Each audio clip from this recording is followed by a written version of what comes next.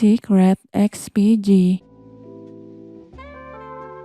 Hiyang-hiya ako sa inasal ni Chloe nung malasing siya. Kasalanan ko ang lahat. Dapat kasi hindi ko siya pinayagang uminom. Sa salas na lang ako natulog nung gabing yun para iwas muna sa anak kong si Chloe. Hindi ko alam kung ano ang mga iniisip ng aking mga pinsan matapos marinig ang mga sinabi ni Chloe. Sana naman inisip lang nila na salitang lasing lang yon ni Chloe at walang basehan. Alam kong nakarating na rin sa aking nanay at tatay ang mga sinabi ni Chloe nung gabing yun. Sabi ko na lang, bata lang kasi yun. Kaya syempre, ako ang naiisip niyang crush habang lumalaki siyang wala ako. Sumang-ayon naman ang aking mga magulang. Kinabukasan, linggo, hindi makabangon si Chloe sa kama. Masakit daw ang kanyang buong katawan, lalo na ang kanyang ulo. Marahil ay may hangover pa ito. Inamin niya sa akin na first time niya lang makatikim ng alak o beer. Hindi niya daw alam ang mga pinagsasabi niya kagabi na nagpakaba sa akin ng lubusan. Pinagpahinga ko muna siya dahil mamayang hapon ay babalik na kami sa Maynila. Maghapon lang si Chloe sa loob ng aking silid. Kinahaponan, lumabas na ito ng kwarto. Mukhang okay na siya. Naka-shorts ito at naka-spaghetti strap blouse na pula. Litaw na litaw ang kaseksihan ni Chloe sa suot. Hindi ko naman maitatanggi na kahit may guilt feeling ako sa tuwing magkakasarilinan kami ng aking anak, ay talaga namang napakalakas ng dating nito sa akin. Lalo na kapag alam kong hinahangaan ito ng mga lalaking nakakakita sa kanya. Hindi naman talaga maikakaila na sexy at maganda si Chloe. Higit na mas maganda kaysa sa kahawig niyang ina na si Karen. Matapos kong makasama ng madalas ang anak kong si Chloe, unti-unti ko na siyang nakilala. Hindi lang bilang anak ko, kundi bilang isang babae. Alam kong maharot siya o masasabi mong may kalandian, pero iyon ay para sa akin lang. Hindi ko siya nakitang lumalandi sa iba. Napansin kong bigay todo siya pagdating sa akin, ngunit Maria Clara kapag sa iba. Napansin din ng mga kamag-anak ko ang pagiging mahinhi ni Chloe, pero ibang usapan na nung siya ay nalasing. Sino ba naman ako para hindi umibig sa tulad niya? Bukod sa maganda, sexy at mahilig, mahal na mahal pa ako. Pero ayokong mahalin siya maliban sa pagmamahal ng ama sa kanyang anak. Ayokong masaktan kapag dumating na yung araw na lilipad na siya patungong Canada para makasama ang kanyang ina na si Karen. Mahirap para sa akin yun dahil ako ang may iwan dito sa Pilipinas. Lahat ng lugar na napuntahan naming magkasama ay nandito.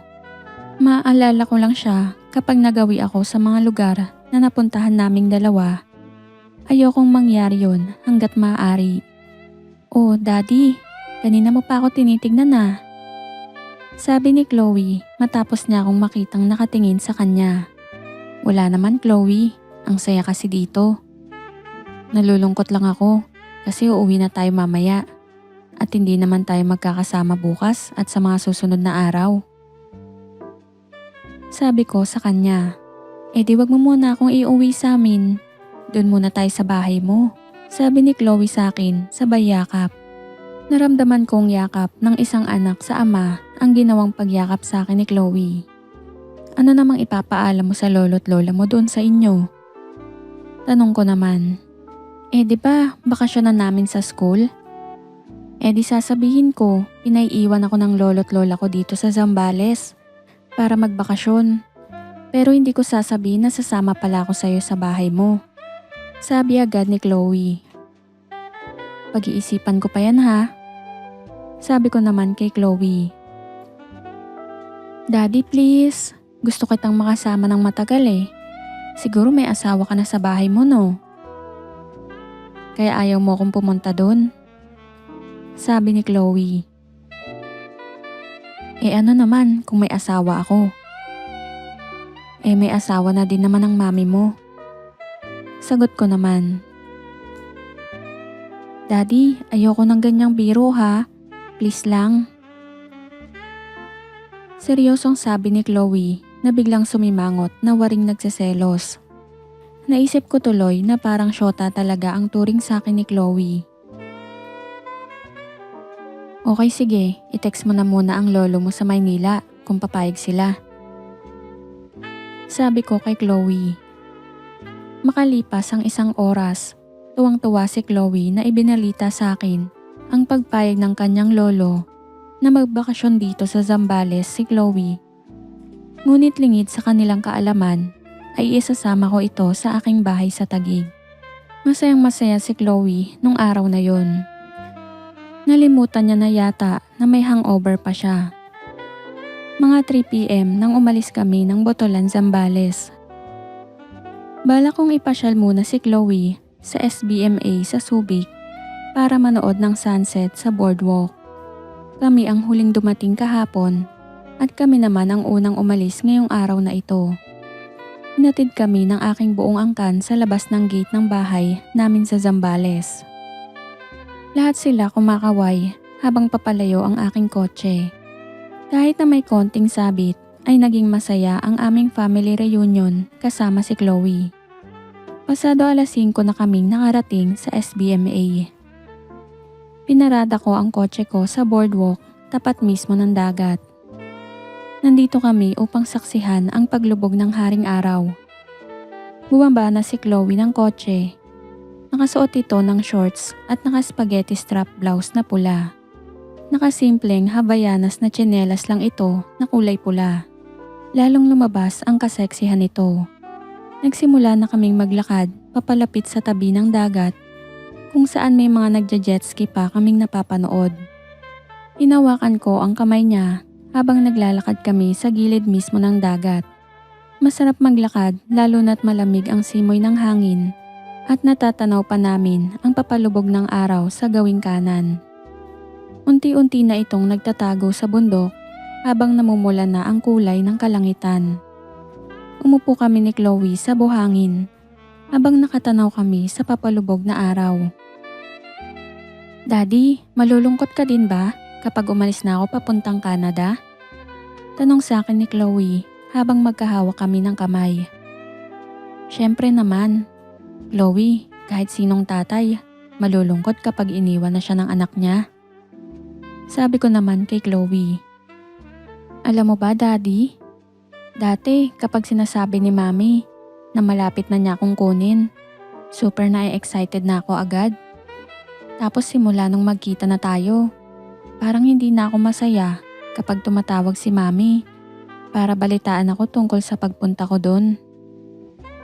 Sabi ni Chloe habang nakatanaw kami sa papalubog na araw. Matagal ka nang inaantay ng mami mo doon, di ba? Sabi ko naman. Umilig na sa balikat ko si Chloe habang nakahawak ang kamay niya sa braso ko. Daddy, parang ayoko nang umalis. Parang ayoko nang pumunta sa Canada. Ayoko kitang iwan dito eh.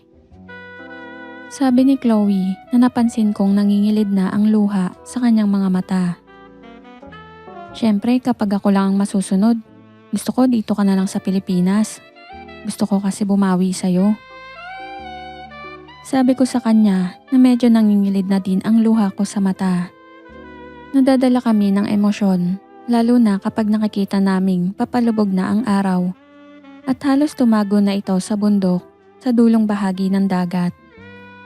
Dumidilim na ang kalangitan. Magkahawak pa din ang aming mga kamay ni Chloe habang nakaupo sa gilid ng dagat. Dinig din namin ang tunog ng lagaslas ng alon sa tabing dagat sa harapan namin. Daddy, posible bang sa'yo na lang ako sumama? Tatay naman kita, di ba? At may karapatan ka din sa akin. Sabi ni Chloe habang pinupunasan niya ng palad ang luhang tumutulo mula sa kanyang mata. Hindi ko alam, Chloe kasi bata ka pa. Malamang hindi papayag ang mami mo. Sabi ko naman. Inakbayan ko na si Chloe. Sumandal ang ulo niya sa dibdib ko. Daddy, ayoko nang umalis. Gusto ko dito na lang ako mag-aral. Ayoko nang magpunta sa Canada. Dito na tuluyang umiyak si Chloe at yumakap sa akin. Niyakap ko rin ito. Huwag ka nang umiyak, Chloe. Matagal pa yun. Marami pa tayong oras na magkakasama. Dapat maging masaya tayo hanggat magkasama pa tayo. Sabi ko naman kay Chloe. Basta daddy, ayoko nang umalis. Gusto ko dito na lang ako sa Pilipinas. Sabi ni Chloe habang umiiyak pa din. Daddy, kunin mo na lang ako please. Gusto ko sa'yo na lang ako. Please daddy. Dagdag pa ni Chloe habang patuloy sa pag-iyak. Naiyak na din ako habang yakap-yakap ko ang aking anak. Naging emosyonal kami ni Chloe ng mga sandaling yun. Parang biglang nag-sink in sa amin ang napipintong paghihiwalay namin. Sakaling dumating na ang kanyang ina para sunduin siya papuntang Canada. Wala akong maipangako sa aking anak. Alam ko kasing hindi papayag ang kanyang ina. Matagal ding nilakad ni Karen ang mga papeles ni Chloe para madala siya sa Canada. Alam kong malaking gulo kapag bigla kong kunin si Chloe. Parang imposible sa ngayon ang iniisip ni Chloe. Halos 2 oras din kaming tumambay sa gilid ng dagat. Halos ayaw naming umalis doon. Ang dami naming napag-usapan. Hindi kami nagmamadaling bumalik ng Maynila dahil alam naming sa iisang bahay naman kami uuwi. Sa bahay ko sa Taguig, pansamantalang uuwi si Chloe sa loob ng 5 araw. Daddy, kapag hindi mo ako sinama, maglalayas na lang ako. Hindi talaga ako sasama kay Mami sa Canada. Pagbabanta ni Chloe. Dito ko naisip ang pagmamahal sa akin ng nag-iisa kong anak. Ayaw na talaga niyang sumama sa kanyang ina. Hindi ko alam kung ano ang gagawin. Wala akong kontrol sa sitwasyon. Tumayo na kami ni Chloe mula sa pagkakaupo sa buhanginan. Magkahawak pa din ang aming mga kamay habang naglalakad pabalik ng kotse. Madilim na ang paligid. Humarap si Chloe sa akin. Mahal na mahal kita, Daddy. Sana hindi na tayo magkahiwalay. Sabi ni Chloe sa akin. Sumakay na kami ng kotse. Dumaan pa kami sa pancake house na malapit sa boardwalk para maghapunan. Matapos maghapunan ay bumiyahe na kaming paluwas ng Maynila. Kakaiba si Chloe habang nasa biyahe. Ang dating makulit at maharot na si Chloe, ngayon ay tahimik at nakatingin lang sa madilim na kalsada sa loob ng SCTX. Matulog ka muna, malayo pa tayo. Sabi ko kay Chloe. Ayoko matulog, Daddy. Moment natin to eh. Tapos tutulugan ko lang. Sabi ni Chloe. Napangiti na lamang ako sa sinabi niya. Mahaba ang biyahe namin pabalik ng Maynila. Nakaupo lang si Chloe sa tabi ko habang nakikinig kami sa magagandang music sa loob ng kotse. Buong biyaheng hindi niya ako kinulit. Ibang Chloe ang kasama ko nun. Malayong malayo sa Chloe na makulit at maharot. Pasado 10:00 na ng gabi nang makarating kami sa bahay ko sa Taguig. Sa unang pagkakataon, nakita ni Chloe ang bahay ko. Up and down ang apartment na tinitirahan ko. May 2 kwarto ito sa ikalawang palapag. May sariling banyo at terrace ang master bedroom nito. Naka-aircon ang kwarto ko na may computer table sa tabi at may lampshade sa isang gilid ng kama. Panay ikot ng mata ni Chloe sa loob ng aking bahay. Dumiretso ito sa kusina at nagbukas ng ref para kumuha ng tubig. Daddy, ang ganda pala ng bahay mo eh. Sabi ni Chloe matapos uminom ng tubig. Ngumiti lang ako.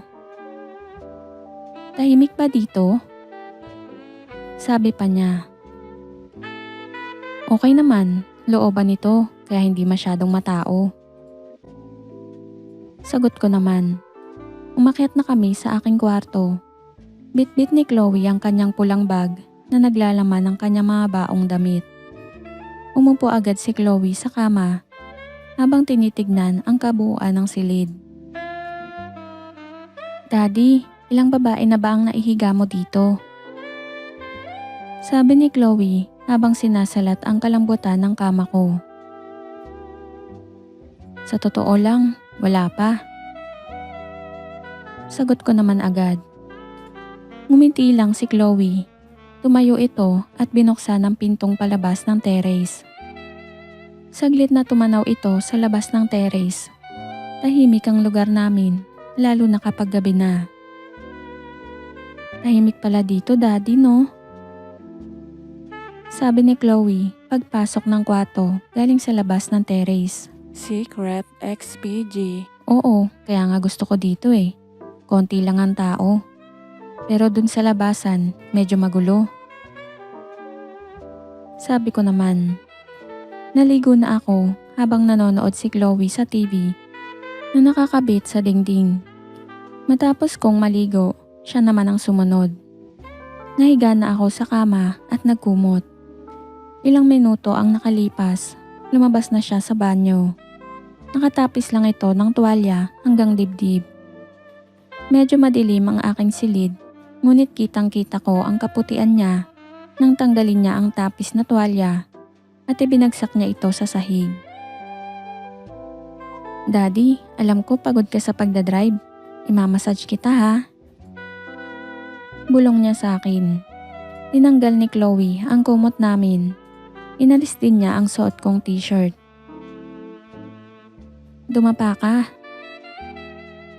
Sabi ni Chloe. Dumapa naman ako. Naramdaman kong sumakay siya sa likod ko habang minamasahe ako sa balikat. Patuloy niyang minamasahe ang aking likuran.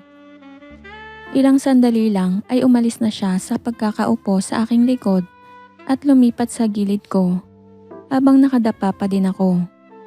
Naramdaman ko ang kamay niyang minamasahe ang aking mga hita, pababa sa aking mabalahibong mga binti. Medyo nagtagal ang pagmamasahe niya sa aking mga binti. Salit-salitan niyang minasahe iyon na parang hinihilot pa. Bumaba pa ang mga kamay niya sa aking paa. Hinilot at hinatak-hatak niyang isa-isa ang mga daliri ko rito. Halos makatulog ako nang nakadapa sa sarap na ginagawang masahe ni Chloe. Pinabayaan ko lang ito hanggang sa umakyat ulit pataas ang kanyang pagmamasahe. Hinilot-hilot ito ng kanyang mga malalambot na palad. Hubarin ko na ito ha. Sabi ni Chloe sa akin habang hinahatak ang shorts ko. Sumakay ulit si Chloe sa aking likuran at patuloy na hinilot ang aking likod. Hinahagod ng palad niya ang aking likuran. Hindi ko inaasahan na halikan niya ang batok ko. Kinilabutan ako dahil sa kiliting dulot ng kanyang hininga. Unti-unti kong naramdaman ang paggising ng bagay na yun sa akin. Napapahugod na ako ng malalalim na hininga. Nakadapa pa din ako habang ninanamnam ang mga sandali. Binulungan niya ako sa mismong tenga ko. Tihaya ka na. Tumihaya naman ako agad. Nakahiga lang ako at hindi niya ako pinapakilos. Napakasarap ng pakiramdam na pinapaligaya niya ako. Ramdam ko ang walang kapantay na pagmamahal niya sa akin. Humiga na siya sa tabi ko, kinumutan niya kaming dalawa.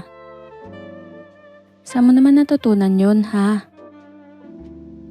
Ang pang-uusisa ko sa kanya. Napanood ko lang yun sa internet. Sagot ni Chloe sabay yakap sa akin. Tuluyan na kaming natulog ng magkayakap.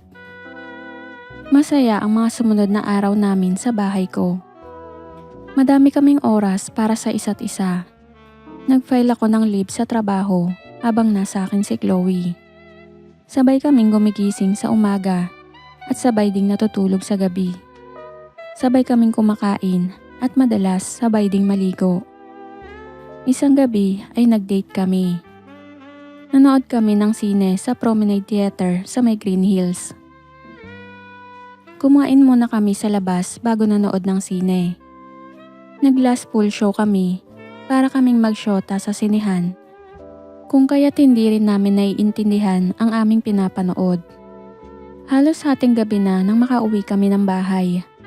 Muli kaming nagpakaligaya. Inilabas namin ang nadarama na kanina pa namin pinipigil nung kami ay nasa loob ng sinihan.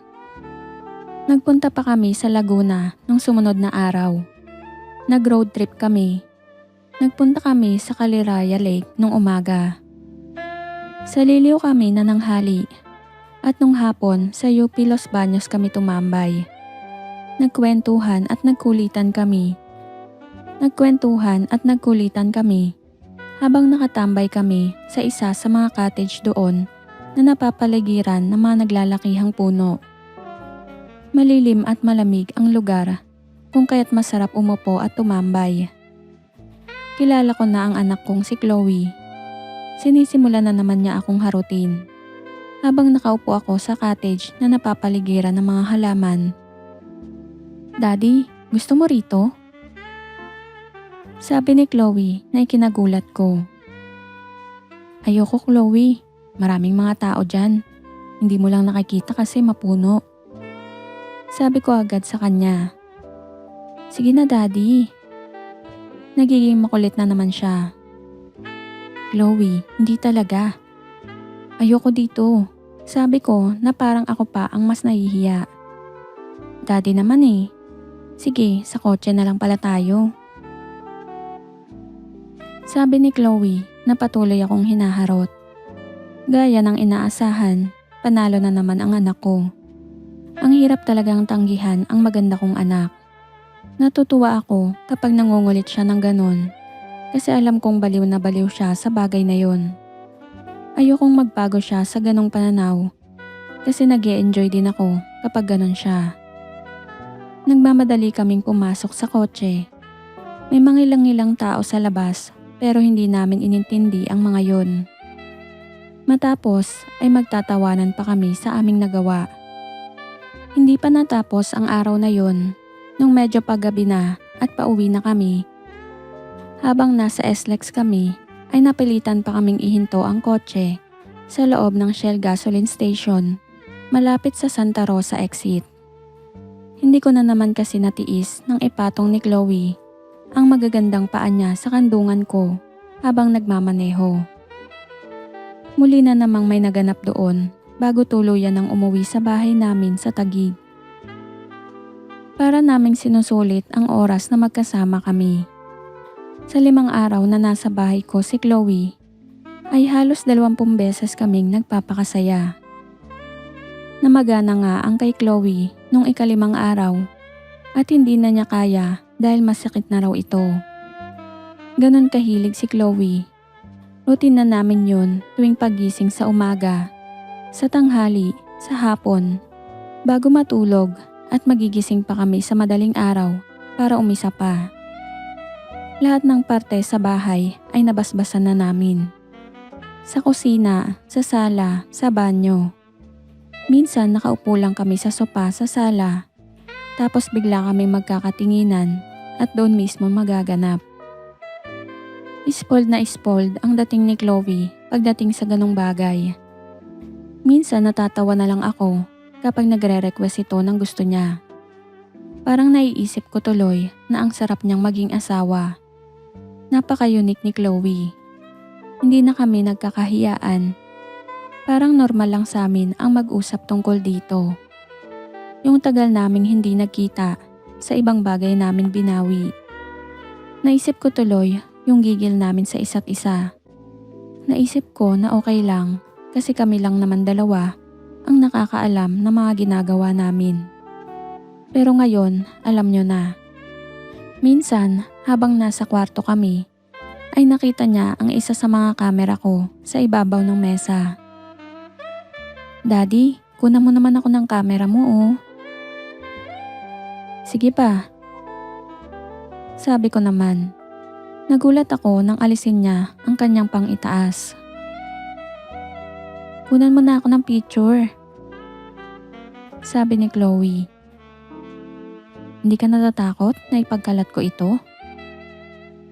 Sabi ko habang kinukunan ko siya ng picture sa ganung ayos. "Alam ko naman na hindi mo gagawin yun." Sabi ni Chloe. Napangiti ako sa sinabi ni Chloe. Oo nga naman. Siyempre, iingatan ko ang mga pictures niya. Muli ko siyang kinuna ng pictures. Hinihingal ako habang pinipindot ko ang aking camera. Dun ka sa kama, kukunan kita ng nakahiga. Sabi ko kay Chloe. Walang pag-aalinlangan na pumunta si Chloe sa kama. Nagulat pa ako nang tuluyan na nitong alisin ang mga natitira pang sagabal sa kanya. Iba't ibang pose ang ginawa ni Chloe sa kama ko. Napaka-inosente ng kanyang muka. Daddy, ingatan mo yan ha. Alam ko namang hindi mo ikakalat yan. Pero baka manakaw yung camera mo. Pagpapaalala ni Chloe sa akin. Kinunan ko din siya ng mga pictures at videos habang ginagawa namin ang aming nakasanayan. Minsan nga si Chloe pa ang humahawak ng camera para kunan ng video ang ginagawa ko sa kanya. Lalong nakakagana kapag ginagawa namin yun. Naaalala ko pa nung isang hapon na namasyal kami sa CCP. Napaka-romantic ng panahon. Lalo na kitang-kita namin na namumula na ang kalangitan habang papalubog na ang araw sa dulo ng dagat.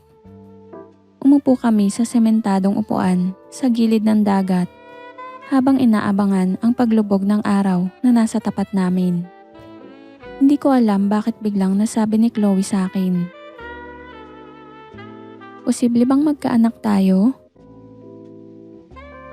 Nagulat ako sa tanong ni Chloe sa akin. Kasi di ba kapag nagkaanak tayo, anak mo na siya at apo mo pa. Seryosong sabi ni Chloe. Bakit mo naman iniisip yan, Chloe? Tanong ko sa kanya habang nakatingin ako sa araw na halos nakatago na sa ilalim ng dagat. Kasi paano kapag nakabuo tayo? Sabi naman ni Chloe. Kinakabahan ako sa pinagsasabi ni Chloe. Hindi ko alam ang isasagot ko sa kanya noong mga sandaling yon. Ano ka ba, Chloe? Huwag ka muna mag-iisip ng ganyan. Sabi ko naman. Halimbawa nga lang eh. Paano nga kung gusto kong magkaanak tayo? Sabi ni Chloe na parang nagiging makulit na naman. Hindi pwede no. Madaming magagalit sa atin. Buong Pilipinas magagalit sa atin. Sabi ko kay Chloe para lang matapos na ang usapan. Eh di kapag nadisgrasya ako, lipat na lang tayo sa lugar na walang makakakilala sa atin. Halimbawa sa Mindanao. Sabi naman ni Chloe na halatang ayaw magpatalo. Baka may makakilala pa din sa atin doon, no? Sagot ko naman. Nabigla ako sa sumunod na sinabi ni Chloe. Ayoko na talagang umalis. Dito na lang ako sa'yo. Magsama na lang tayo. Ayoko na sumama kay Mami sa Canada. Natigilan ako sa sinabi ni Chloe. Sa totoo lang, bigla din akong napaisip. Pwede nga kayang magsama kami ni Chloe at magkaanak? Kinikilabutan ako sa mga sinasabi niya. Pero siya parang normal lang sa kanya iyon. Chloe, seryoso ka ba dyan? Sabi ko habang nakatingin ako sa mapulang kalangitan. Tuluyan nang lumubog ang araw sa harapan namin. Oo nga, sinabi ko na sa'yo yan, di ba? Seryoso nga ako. Kapag hindi mo ako kinuha kay Mami, maglalayas na lang ako. Sabi ni Chloe na parang nagbabanta. Naku Chloe, imposible ang iniisip mo. Sabi ko naman. Sabi nila kapag nagkaanak ang katulad natin, abnormal ang magiging anak. Sabi ko pa kay Chloe. Hindi totoo yun. Nabasa ko na yan sa internet. Walang ganyan no? Sabi naman ni Chloe. Hindi na ako sumagot. Tumahimik na lang ako habang nakatingin sa dagat. Please, ayoko nang sumama kay mami sa Canada. Kausapin mo siya. Sabihin mo ikaw na ang magpapaaral sa akin. Tapos magsama na tayo sa bahay mo. Gusto ko nang tumira sa bahay mo. Sabi pa ni Chloe na parang naluluha na. Please, mahal na mahal kita. Hindi ko na kayang umalis. Secret XPG. Sabi pa ni Chloe na tuluyan ng umiyak. Niyakap ko na ito at yumakap na rin ito sa akin. Okay, basta ikaw ang kumausap sa mami mo. Ayokong ako pa ang magsabi niyan sa kanya. Sabi ko habang hinahaplos ko ang kanyang buhok. Talaga? Promise ba yan? Kapag tumawag si mami, sasabihin ko na ha? Sabi ni Chloe habang pinupunasan ang luha niya sa mata. Sa totoo lang, hindi ko maintindihan ang sarili ko kung bakit parang nakumbinsi ako ni Chloe. Parang naisip ko tuloy, baka naman pwede talagang mangyari ang bagay na iyon. Basta sa malayong lugar kami titira. Nakasama ko kasi siya sa bahay ko at naramdaman kong napakasaya ko habang nandoon siya. Nakita ko rin ang kasiyahan sa kanya habang nandoon siya sa bahay ko. Hindi ko alam bakit ganito na akong mag-isip ngayon. Parang iba na ang nararamdaman ko para kay Chloe. Nahuhulog na kaya ako sa kanya? Chloe, sana payagan ka ng mami mo. Gusto na rin kitang makasama eh. Ayokong umalis ka. Sabi ko kay Chloe. Talaga? Magsasama na tayo? Sabi ni Chloe na muli na namang umiyak.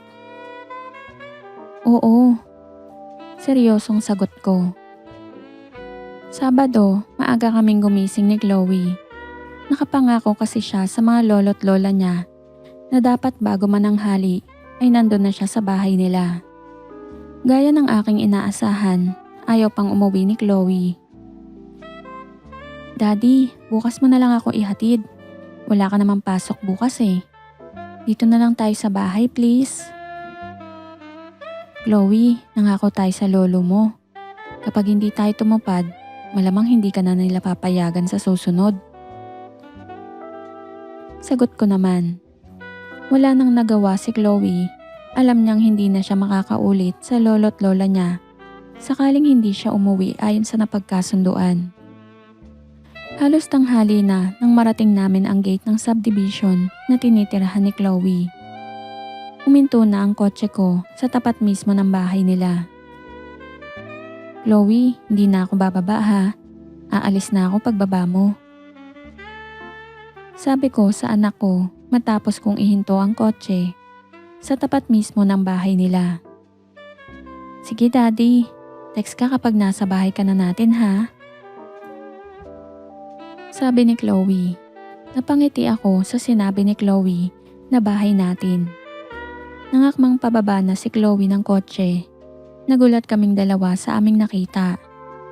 Isang babae ang lumabas ng gate nila para salubungin si Chloe sa kotse. Pareho kaming natigilan ni Chloe. Nagkatinginan pa kami matapos makita si Karen na lumabas ng gate nila. Daddy, si Mami, bakit nandito? Sabi sa akin ni Chloe na halatang hindi natuwa nang makita niya ang kanyang ina. Aba, ewan ko. Kayo itong may komunikasyon eh. Sabi ko naman. Binuksan ko ang bintana ng kotse para makita ni Karen si Chloe na nasa loob ng kotse. O ano Chloe, nagulat ka ba? Para kang nakakita ng multo ah. Na-surprise ba kita? Bungad ni Karen sa anak na si Chloe. Bakit ka umuwi, Mami? Parang kinakabahang sagot ni Chloe. Para sunduin ka, ano pa? Tagal nyo nagbanding na mag-ama ah. Oh Miguel, kamusta ka na? Sabi ni Karen habang nakadungaw sa bintana ng kotse. Nagulat din ako nang makita kong muli si Karen. Makalipas ang napakahabang panahon. Tumaba na nga ang pangangatawan nito na halos hindi ko na makilala. Dalagita lang siya nung huli kong makita Halos 13 taon na ang nakakalipas. Ito, okay lang naman ako. Matamlay na sagot ko. Parang hindi kayo masayang mag-ama nang makita niyo ako ah. Parang nangungutyang sabi ni Karen. Hindi naman Karen, nagulat lang kami kasi hindi namin inaasahan na uuwi ka galing Canada. Sabi ko naman, gusto ko surpresahin ng anak natin eh. Sabi naman ni Karen. Pinapasok muna ako ni Karen sa loob ng bahay nila para makapag-usap kami. Nasa salas kami habang magkatabi si Chloe at Karen. Ako naman ay nasa tapat nila na nakaupo sa sopa na mahaba. Saan mo naman pinagdadadala yung anak natin? Tagal niyong nawala ah. Sabi ni Karen sa akin. Nagbakasyon yan sa lolo't lola niya sa Zambales. 5 araw siya doon. Pagsisinungaling ko kay Karen. Biglang tumayo si Karen, lumipat ng upuan at tumabi sa akin sa sopa. Nakita kong napakunot noo agad si Chloe nang makita ang ina na tumabi sa akin. Hindi mo ba ako namimiss, Miguel? Sabi ni Karen na parang binibiro ako. Napangiti lang ako. Nagulat ako nang biglang ipatong ni Karen sa akin ang kanyang magagandang paa na naka-pedicure na kulay brown. At may toe ring pang nakasuot sa isa sa mga daliri nito. Diba ito ang paborito mo sa akin dati, Miguel? Sabi ni Karen habang nakapatong ang paa sa hita ko. Nagulat ako nang biglang magsalita si Chloe na nakaupo sa tapat namin ni Karen. Ano ba mami? Umayos ka nga. Mahiya ka naman sa mga pinagagagawa mo kay daddy. Pagalit na sabi ni Chloe. Aba Chloe, bakit ka nagagalit? Hindi mo ba alam na mahilig ang daddy mo dito? At ito ang gusto niya sa akin noon. Sabi naman ni Karen kay Chloe. Noon yun, di na ngayon. Sabi ni Chloe na parang nagagalit sa kanyang ina. Chloe, nagsiselos ka ba? Sabi ni Karen kay Chloe na parang naninibago sa inaasal ng anak. Nagkasama lang kayo ng tatay mo, ganyan mo na akong sigaw-sigawan? Sabi naman ni Karen sa anak. Nababastusan lang kasi ako sa ginagawa mo kay daddy eh. Sagot naman ni Chloe na halatang galit na. Nagulat din ako sa inasal ni Chloe sa kanyang inang si Karen. Alam kong nagsiselos ito dahil sa ginawa ng ina. Naninibago si Karen sa anak na sa halip na namiss siya nito, ay napansin niyang kabaligtaran ang nangyari kung saan madali pa itong nagalit sa kanya. Chloe, masama ang impluwensya sa'yo ng tatay mo ha. Nagiging pasaway ka. Umanda ka na ha. Sasama ka na sa akin pagbalik ko ng Canada. Aalis na tayo sa Sabado. Galit na sabi ni Karen sa kanyang anak na si Chloe. Galit na tumayo si Karen at iniwan kami ni Chloe sa sala. Chloe, nagalit ang mami mo. Paano ka papayagan niyang sumama sa akin? Tiyak talagang isasama ka na niya sa Canada. Sabi ko kay Chloe sa mahinang boses. Daddy, hindi ako sasama kahit anong mangyari. Patay na lang nila ako. Sabi ni Chloe na nagsisimula ng tumulo ang luha. Napansin kong nanginginig ang katawan ni Chloe habang umiiyak. Hindi ko naman mayakap ito. Dahil baka isipin nila na sinusulsulan ko pa ito para huwag nang sumama sa Canada. Daddy, seryoso ako sa sinabi ko sa'yo. Baka akala mo bata pa ako. Lalayas talaga ako kapag pinilit nila akong umalis. Habang patuloy pa din sa pag-iyak. Chloe, huwag ka na umiyak. Mag-usap muna kayo ng mami mo. Huwag mo na kasing awayin para hindi na siya magalit sa'yo. Sabi ko kay Chloe. Nabastusan kasi ako sa ginawa niya kanina, daddy eh. Hindi ko tuloy napigil ang sarili ko. Sabi ni Chloe habang pinupunasan ng kamay ang luha sa mata. Hindi na ako nakapagpaalam kay Karen nang umalis ako. Alam ko kasing hindi maganda ang aming unang pagkikita makalipas ang napakaraming taon.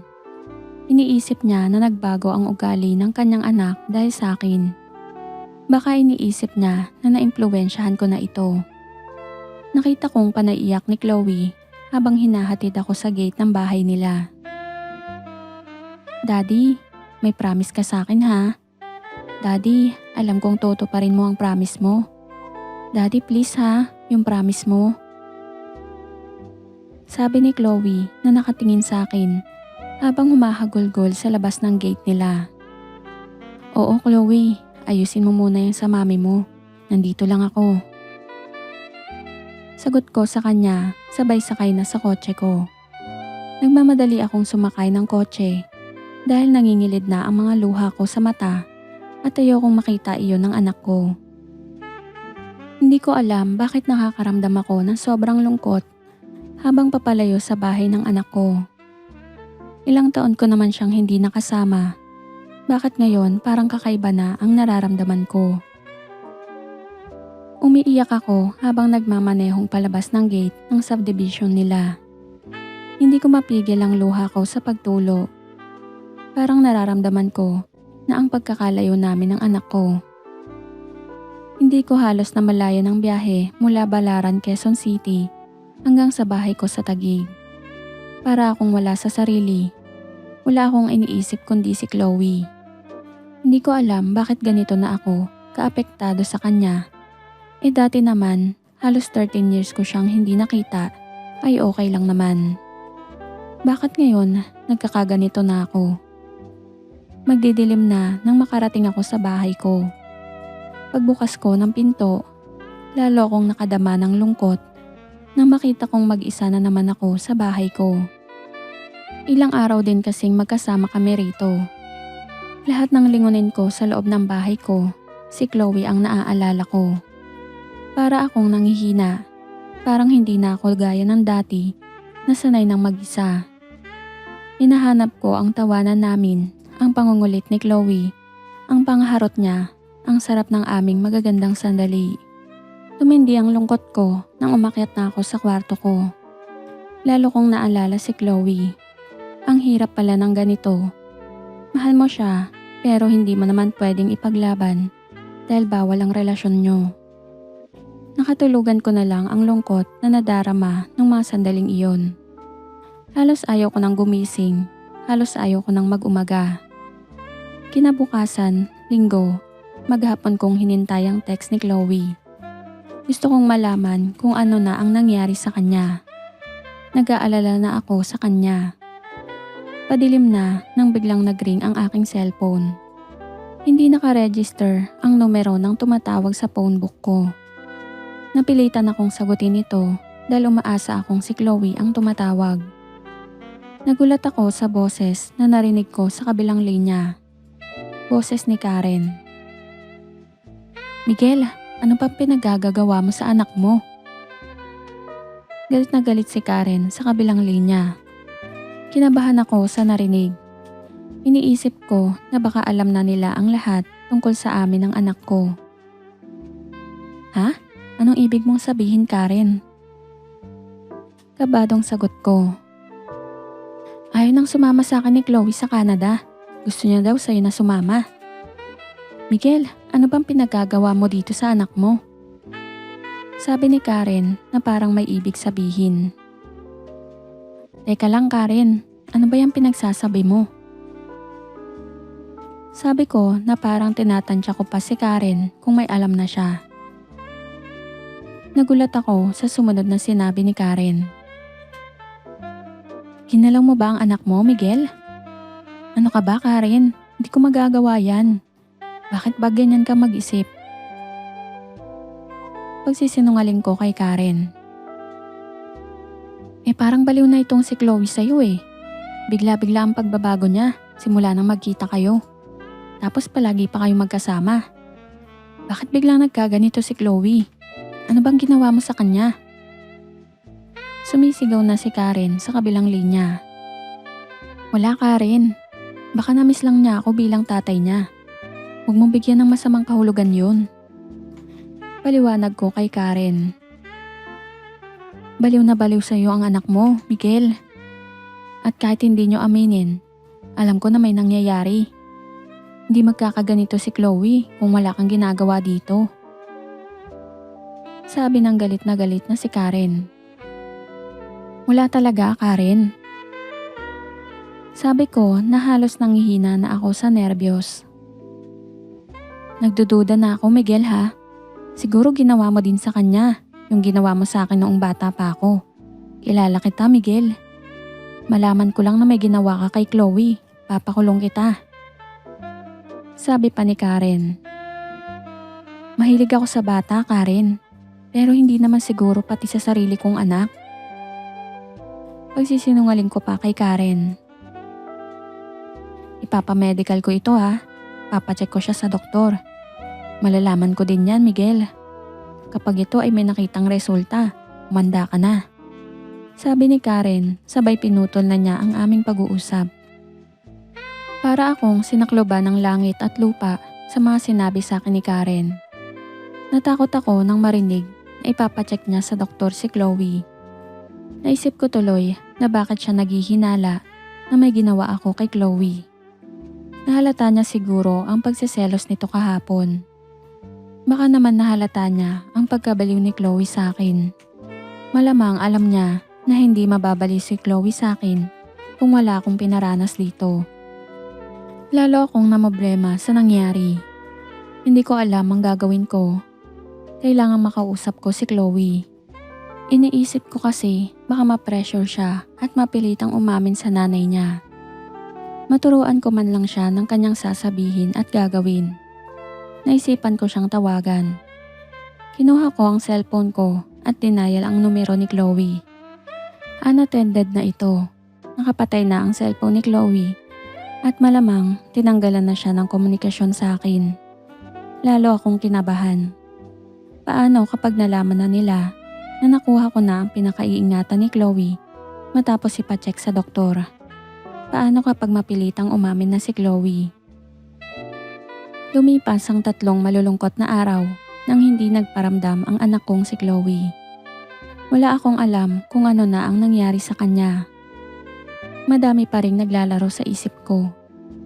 Iniisip ko kung alam na ba ni Karen ang totoo. Umamin na ba si Chloe? Nalaman ba nila ang lahat dahil sa medical test ng doktor? Gaya ng mga nakaraang araw, malungkot na naman akong umuwi ng bahay. Maghapon na naman akong nag-iisip habang nasa opisina ako. Gabi na nang umuwi ako ng bahay ko sa Taguig dahil dumaan ako sa bayan ng Pateros para kumain.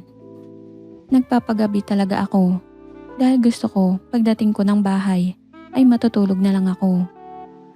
Ayokong maalala si Chloe habang nasa bahay ako. Alam kong malulungkot lang ako. Naiisip ko kasi siya palagi kapag nakikita ko ang loob ng bahay ko. Parang iniisip ko na sana kasama ko siya ngayon. Sana itinakas ko na lang siya nung magkasama kami at hindi ko na pinauwi sa kanila. Bahala na, naisip ko.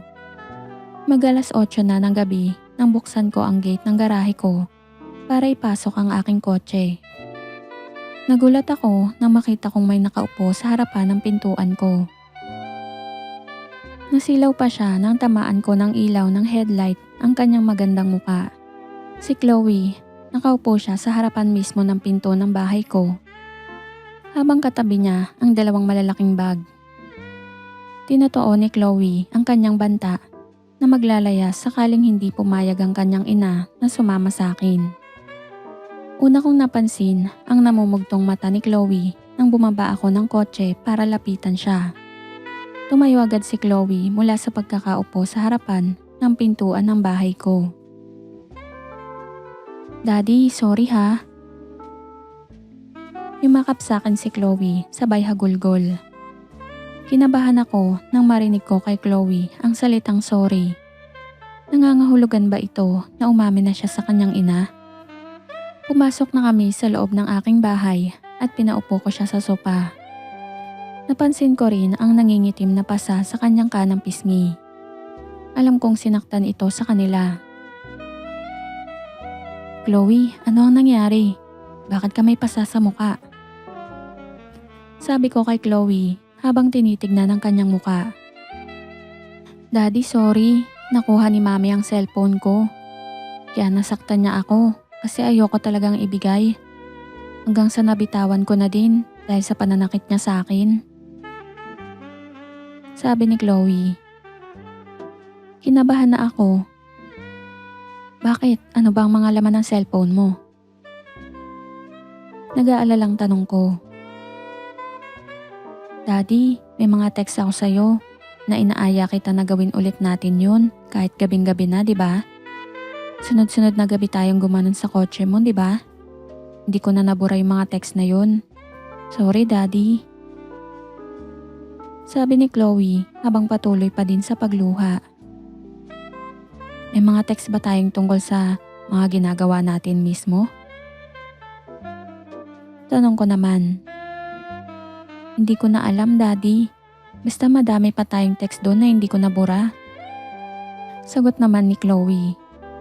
Doon ako napaisip, ano-ano kaya ang mga palitan ng text namin. Hindi ko na maalala dahil sa dami. Pinakita rin sa akin ni Chloe ang mga pasa niya sa kanyang hita at binti, bukod pa sa bukol niya sa ibabaw ng ulo. Doon ko naisip ang hirap at sakit na inabot niya sa kamay ng kanyang ina, pero hindi pa rin siya umamin dito. Naawa ako sa aking anak, niyakap ko ito ng mahigpit. Lalong lumakas ang pag-iyak si Chloe na yumakap na din sa akin. Naawa ako sa kanya. Alam kong may matinding pinagdaanan ito sa loob ng halos 5 araw na hindi namin pagkikita. Daddy, aalis na sana kami sa Sabado papuntang Canada. Kaya napilitan na akong tumakas. Sabi ni Chloe. Bago ako makapagsalita, nagring na ang cellphone ko. Tumatawag na si Karen sa akin. Daddy, please huwag mong sagutin. Si mami yan sigurado. Baka nabasa na niya ang mga text ko sa'yo. Sabi ni Chloe habang umiiyak pa rin. Lumakas ang kabog ng dibdib ko habang patuloy pa rin sa pagring ang cellphone ko. Walang hinto. Daddy, hindi na ako babalik doon. Magsama na tayo. Please, Daddy. Kung talagang mahal mo ako, hindi mo ko ibabalik kay Mami. Daddy, please. Sabi pa ni Chloe habang umiiyak na nakayakap sa akin. Halos naka 20 missed call si Karen sa cellphone ko pero hindi ko ito sinasagot. Sunod-sunod din ang mga text niya pero ayoko munang basahin ang mga yun. Baka hindi ko pa kayang tanggapin ang mga sasabihin sa akin ni Karen. Hindi ko alam ang gagawin ko ng mga oras na iyon. Daddy, sasama na ako sa'yo. Wala namang makakaalam na anak mo ako, di ba? Sabi ni Chloe na lalong humigpit ang pagkakayakap sa akin. Mahirap, Chloe. Madaming magagalit sa atin. Hindi nila tayo matatanggap kahit kailan. Sagot ko naman. Desidido talaga si Chloe sa kanyang sinasabi. Ngunit alam kong hindi magiging madali ang lahat kapag nagsama na kami. Hindi naman ako basta-bastang babae lang, di ba? Ikaw naman ang nakauna ng lahat sa akin. Alam mo namang ikaw ang first love ko. Ano bang ayaw mo sa akin? Sabi pa ni Chloe. Hindi sa ganon. Chloe, alam mo naman kung ano kita, di ba? Sabi ko naman. Daddy, hindi naman ako sa'yo lumaki, di ba? Ayaw mo lang sa akin, no? Hindi mo naman talaga ako mahal, di ba? Sabi ni Chloe na nagsimula na namang umiyak. Para saan pa pala yung nangyari sa atin? Naglaro lang ba tayo? Ganun lang ba yun sa'yo? Sabi ng umiiyak na si Chloe. Naramdaman ko ang sakit na nararamdaman ng puso ng anak ko. Napahagulgol siya. Alam kong mahal niya ako. Hindi lang sa dahil sa ako ang kanyang ama. Halos maiyak na rin ako habang nakikita ko ang anak kong mahagulgol. Alam kong masakit para sa kanya kapag nagkahiwalay kami. Alam kong mali, ngunit pumasok na kami sa isang sitwasyon na mahirap nang lumabas. Alam kong lahat ang ginawa ni Chloe para lang lumigaya ako sa kanya. Hindi ko siya maaaring basta-bastang talikuran na lamang. Sige Chloe, bahala na. Kung saan tayo anurin ng alon, dun tayo. Bahala na kung mali man itong ginagawa natin. Sabi ko sa anak ko. I love you daddy. Alam ko naman na hindi mo ko kayang saktan eh. Alam ko yun kasi daddy kita, di ba? Sabi ni Chloe, sabay yumakap ng mahigpit sa akin. Pinagmasdan ko ang anak ko habang bitbit ang kanyang bag, paakyat ng hagdan, papunta sa aking silid. Magsasama na kami sa bahay ko. Hindi ako makapaniwala na mangyayari ito sa akin kahit sa panaginip. Alam kong hindi din mangyayari ang lahat ng ito kung nilabanan ko lang ang sarili ko, ngunit tao lang ako. Hindi ko rin naman akalain na mapapalapit sa akin si Chloe kahit alam niyang bawal. Nararamdaman ko rin na hindi ko siya kayang mawalay sa buhay ko. Isang linggo nga lang siyang nawala ay halos mabaliw na ako sa kakaisip sa kanya. Dumoble ang tindi ng pagmamahal namin sa isa't isa. Dinadaya ko lang ang aking sarili kapag sinasabi kong bawal at hindi pwede, pero alam ko sa kalooban ko na gusto ko na rin naman na magsama kami.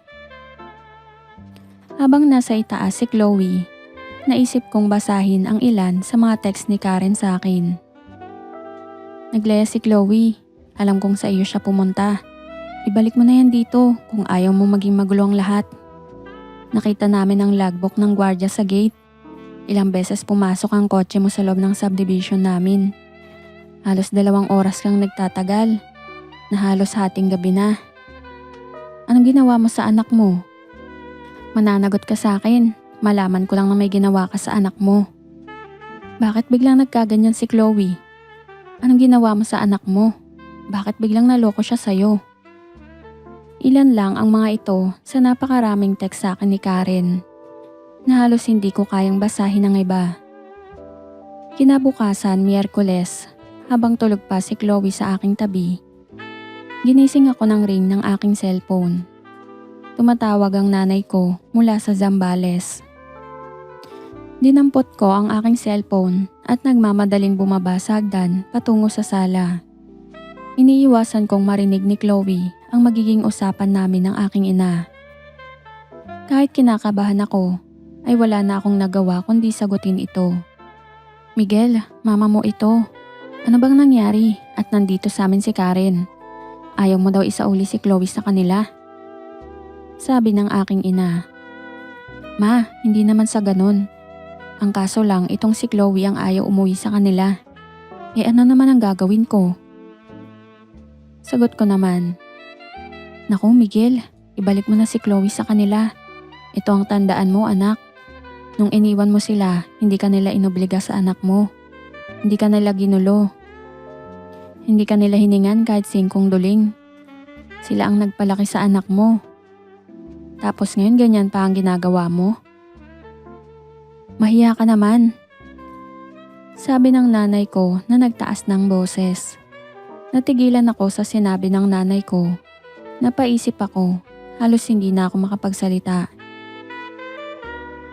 Mag-isip ka Miguel, alam kong hindi ka masamang tao. Alam mo na anong tama at anong mali. Sabi pa ng nanay ko. Ma, sorry po ah. Pauwiin mo na sila Karen ng Maynila. Nakuha ko na po ang ibig niyong sabihin. Sabi ko na medyo napapaluha. Pinutol ko na ang linya sa pag-uusap namin ng aking ina. Alam kong tama ang mga sinabi niya.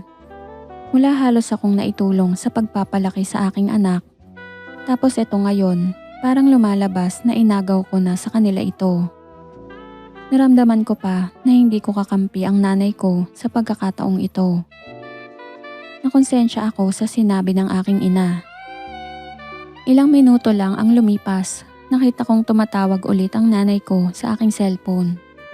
Sinagot ko ito at nabigla ako ng boses ni Karen ang aking narinig sa kabilang linya. Ngunit hindi gaya ng inaasahan. Malumanay at umiiyak itong nagsalita. Miguel, unang-una, hindi ako galit sa'yo ha. Please Miguel, ibalik mo na si Chloe sa akin. Kung ano man ang namagitan sa inyo, wala na akong pakialam doon. Ibalik mo lang siya sa akin. Nung iniwan mo kami, hindi naman kita ginulo, di ba? Please, Miguel. Kung ano man ang ginawa mo sa kanya, sa inyo na lang yun. Basta ang mahalaga sa akin, Miguel, na ibalik mo na siya sa akin. Mamamatay ako kapag nawala ang anak ko. Kaming dalawa lang ang lumaban sa buhay habang lumalaki siya. Hindi ko kaya talaga, Miguel. Patuloy sa pag-iyak si Karen. Naiyak na din ako. Naiintindihan na kita, Karen. Ibabalik ko na siya sa'yo. Sabi ko naman habang naiiyak na rin.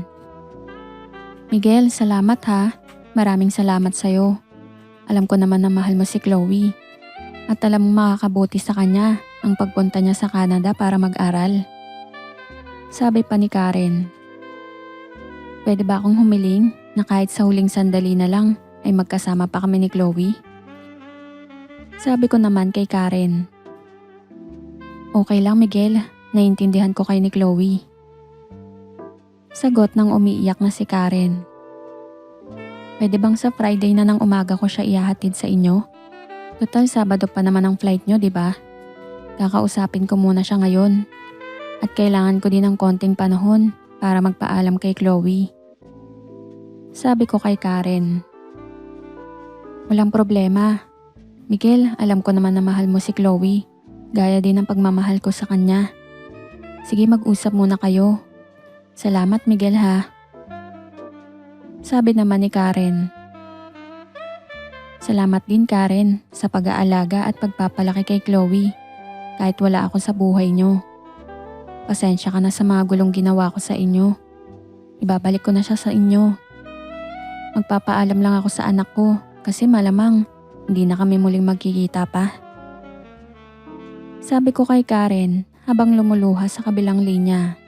Agad akong nagpaalam kay Karen sa cellphone na makita ko ng pababa ng hagdan ang aking anak na si Chloe. Daddy, good morning. Sinong kausap mo? Sabi ng bagong gising na si Chloe na paupo na sa sopa katabi ko. Hindi ko alam kung paano ko sasabihin kay Chloe ang totoo. Alam kong masasaktan ko ang puso ng anak ko sa sasabihin ko. Daddy, umiiyak ka ba? Para kang umiiyak eh. Sabi pa ni Chloe habang nakatingin sa mukha ko. Alam kong bilang na lang ang oras namin ng aking anak. Chloe, nakausap ko na si Karen eh. Kailangan mo nang umuwi. Sabi ko kay Chloe habang nangingilid ang mga luha ko sa mata. Daddy, ayoko. Please, Daddy. Akala ko ba okay na tayo kagabi? Sabi ni Chloe na nagsimula ng umiyak. Ang sakit sa dibdib nang makita ko ang anak kong umiiyak ng ganon katindi. Para akong sinakluban ng langit at lupa sa nadaramang kalungkutan. Hindi ko akalaing dito magtatapos ang lahat ng pinagsamahan namin. Halos hindi makahinga si Chloe sa tindi ng kanyang pag-iyak. Niyakap ko siya ng mahigpit. Naramdaman kong baka iyon na ang huli naming pagkikita. Daddy, hindi ko kayang umalis. Lalayas na lang ako kung ayaw mo na sa akin. Hindi ako sasama kay Mami sa Canada. Sabi ni Chloe habang patuloy pa rin sa pag-iyak. Chloe, kung talagang mahal mo ako, sasama ka sa Mami mo sa Canada at pagbibigyan mo muna siya. Pangako ko sa'yo, mag-i-email pa din tayo. Kapag umuwi ka dito sa Pilipinas, edi magkita pa din tayo. Bata ka pa, madami pa pwedeng mangyari. Kapag umuwi ka at gusto mo pa din ako, edi nandito lang ako. Sabi ko kay Chloe habang yakap-yakap ko siya. Daddy, paano kapag may asawa ka na pagbalik ko? Sabi ni Chloe. Chloe, hindi ako mag-aasawa hanggat wala kang asawa. Aantayin kita rito sa bahay na ito. Kung saan mo ako iniwan, dun mo rin ako babalikan. Pero kapag nag-asawa ka na, tsaka lang ako mag-aasawa. Pangako ko yan sa'yo. Sabi ko kay Chloe habang naluluha. Chloe, pagbigyan mo muna ang mami mo sa gusto niya. Sabi niya kahit daw alam niyang may nangyari sa atin, bali wala daw sa kanya. basta makasama ka lang niya. Sabi ko naman sa kanya, Daddy, babalikan kita ha. Promise Daddy, babalikan kita rito. Sabi ni Chloe na muli na namang umiyak. Yun na ang pinakamalungkot na araw sa buhay ko. Hindi ko alam kung paano ko malilimutan ang mga masasayang nangyari sa amin ng anak ko. Hindi ko alam kung kaya ko pang puntahang muli ang mga lugar na pinuntahan naming dalawa. Alam kong baka ito na ang huling pagkikita namin. Buong araw hanggang gabi kaming nagpakalunod sa kaligayahan. Mula tanghali hanggang hating gabi kaming nalunod sa tamis ng aming pagmamahalan. Pansamantala naming nalimutan ang aming sitwasyon sa buong araw na iyon. Kinabukasan, Huwebes, namasyal kami ni Chloe. Muli kaming umakyat ng Tagaytay kung saan kami unang nag-date nung una kaming magkita. Halos walang tigil sa kakaiyak si Chloe matapos makita ang lugar kung saan dati kaming tumambay habang nakatanaw sa napakagandang tanawin ng Bulkang Taal. Binalikan din namin ang UP Los Baños kung saan kami tumambay dati. Doon na kami inabot ng gabi. Buong araw kaming magkasama ni Chloe habang mayat-mayang tumutulo ang luha namin. Alam naming oras na lang ang binibilang at maghihiwalay na kami. Mahaba ang biyahe pabalik ng Maynila. Buong biyaheng nakahilig sa balikat ko si Chloe habang nakikinig kami ng mga love songs sa radyo ng kotse. Daddy, tatandaan ko ang mga music mo na yan. Papatugtugin ko yan dun sa Canada para maalala kita. Sabi ni Chloe na nagsisimula na namang lumuha. Umiti lang ako habang nagmamaneho. Tinatahak namin ang loob ng SLEX na halos 10:00 na ng gabi. Daddy, babalikan kita ha. Alam kong hindi ka naniniwala pero gagawin ko yun. Kasi mahal kita. Sana nga hindi na lang kita naging daddy para may karapatan akong ipaglaban ang pagmamahal ko sa'yo. Sabi ni Chloe. Naiyak ako sa sinabi ni Chloe. Alam mo Chloe, kung hindi lang kita anak, ipaglalaban kita kahit kanino. Hindi kita papayagang umalis. Sabi ko naman, basta daddy, ayoko nang umiyak kasi halos maubos na ang luha ko eh. Alam ko naman sa sarili kong ikaw ang mahal ko. Sabi pa ni Chloe. Hating gabi na kami nakarating ni Chloe sa bahay ko sa Taguig. Kahit pagod kami sa maghapong pamamasyal, hindi kami natulog ni Chloe. Magdamag kaming nagkwentuhan. Madami siyang plano para sa amin. Nakikinig lang ako sa kanya. Nagpakaligaya din kami hanggang mag-umaga na. Wala kaming tulog hanggang lumiwanag na ang umaga at nagsimula nang mag-impake si Chloe para umuwi ng bahay nila sa Balara. Habang nasa kotse kami, hindi kami nag-iimikan. Nakatingin lang siya sa kalsadang aming tinatahak. Alam kong nagpipigil ng iyak si Chloe. Malungkot na araw ito para sa amin. Malamang ito na ang magiging huling pagkikita namin. Pumasok na kami sa loob ng kanilang subdivision. Napahinga ako ng malalim nang matanaw ko na ang bahay nila.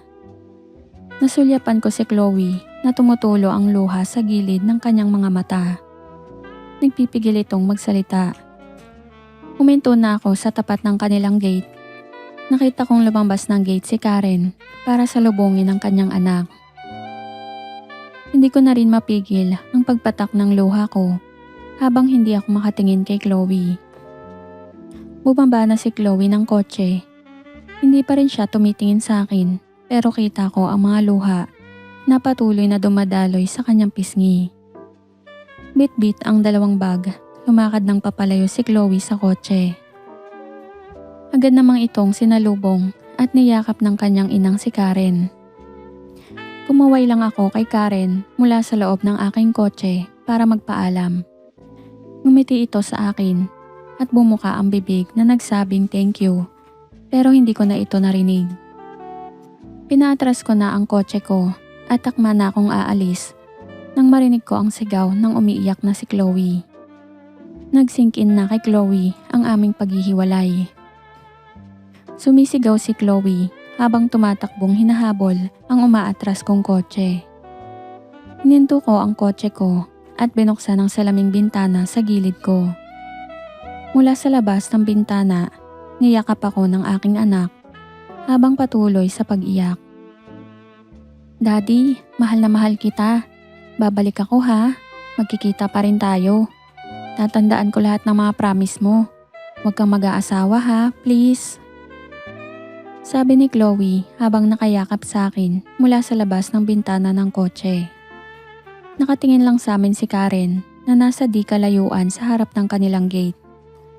Nagulat ako nang bigla akong halikan ni Chloe habang pinapanood kami ng kanyang ina na si Karen.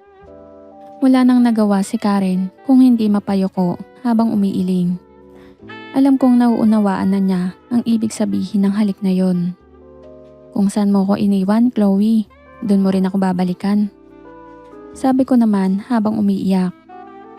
Bumitaw na si Chloe sa pagkakayakap sa akin. Unti-unti nang umatras ang kotse ko. Hindi ko malilimutan ang huling pagkikita namin ng aking anak habang palayo ng palayo ang kotse ko. Nakikita ko siyang umiiyak habang tinatanaw ang kotse kong papalayo.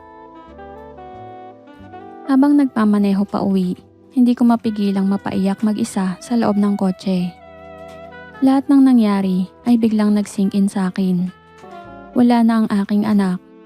Labis na kalungkutan ang nadama ko ng mga sandaling iyon. Halos kamatayan na ang kasunod na sobrang sakit ang nararamdaman ko habang papalabas ako ng subdivision nila. Alam ko sa sarili ko na umibig din ako ng labis. Alam ko rin na ako ang kanyang unang pag-ibig. Kahit alam kong bawal, ay hindi ko maintindihan ang aking sarili kung bakit umaasa pa din akong babalikan niya ako. Labis akong umaasa na tutuparin niya ang mga pangako niya sa akin. Alam kong babalik si Chloe. Simple lang ang dahilan. You only get one first love. So even if you fall for lots of other people, your first love will be the one you always remember. Sabi ko nga kay Chloe, kung saan mo ako iniwan, dun mo rin ako babalikan. The reason why daughters love their dad the most is that there is at least one man in the world who will never hurt her.